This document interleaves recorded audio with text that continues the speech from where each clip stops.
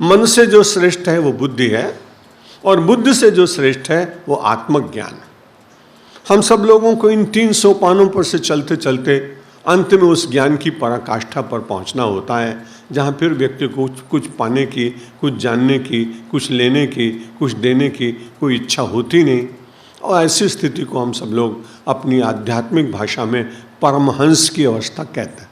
बहुत कम लोग ऐसे हैं। रामकृष्ण परमहंस के बाद बहुत कम लोग हैं। वैसे तो बड़े बड़े सभी लोग लिखते हैं, मुझे बड़ा अटपटा भी लगता है। हमारे सन्यासियों में सैकड़ों लोग लिखते हैं परमहंस परिव्राजकाचार्य, बड़ा अच्छा लगता है। मैं दर्शन भी करने गया, अब तो हम उनके साथ के सन्यासी हैं, लेकिन जब ब्रह्मचारी जीवन में था तब मैं सोचता कि परमहंस परिव्राजकाचार्य, उसके दर्शन करने तो जाना चाहिए। तो मैं एक परमहंस के दर्शन करने गया, और वो योग की बात ऐसी कि उनके नेत्र काम नहीं करते थे। मैंने कहा तो इतना ज्ञान है इनको, प्रणाम किया मैंने, लेकिन उनको पता नहीं उनकी बुद्धि कैसे ठीक चलती थी। मुझे बड़ा आश्चर्य हुआ कि कोई 10 रुपए का नोट चढ़ाता तो कहते कुठारी जी उठा ले जाओ, लेकिन कोई 100 रुपए का नोट चढ़ाता तो परमहंस जी अपने आप उठा लेते थे। तो मुझे कहा बड़ा अटपटा लगा। मैंने कहा परमहंस के बाद भी 100 के नोट की तो पहचान बनी हुई है। ऐसे परमहंसों को मैं प्रणाम करता हूँ। परमहंस तो रामकृष्ण परमहंस थे, जिनको धातु के स्पर्श करने से भी शरीर में छाले पड़ गए थे। वास्तव में धर्म को न मानने वालों ने धर्म का नुकसान उतना नहीं किया। धर्म के मानने वालों का जो छद्म है, जो दंभ है, जैसे वो नहीं है और वैसा दिखाने की जो कोशिश है, उसके कारण इस धर्म की बहुत बड़ी हानि हुई, और उससे समाज को बचने की आवश्यकता है। मैं बहुत आलोचना करूंगा नहीं, मेरा विषय नहीं। भगवान श्री कृष्ण के साथ अर्जुन ने कहा चतुर्विधा भजन्ते माम जनाः सुकृतिनोर्जुन। जो सुकृति लोग हैं, जिनके मन में पाप है, वो तो कभी इस मार्ग पर चलने की चेष्टा ही नहीं करेंगे, लेकिन जिनके थोड़े से भी पुण्य होंगे वो इस मार्ग पर आएंगे। और इस मार्ग पर आने की बात बड़ी अच्छी बात है।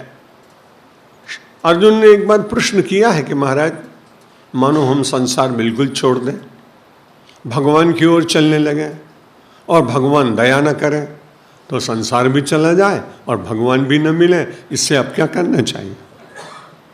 भगवान ने बड़ा अच्छा आश्वासन दिया, अर्जुन एक बार चल के तो देखो।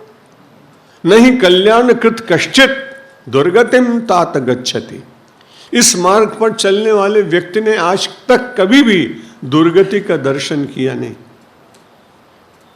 नरसिंह मेहता जी का एक पद है, मुझे याद नहीं है, लाज जती न थी जानी रहे।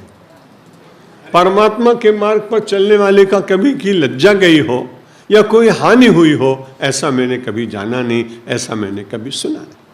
अर्जुन को बड़ा आश्वासन मिला है।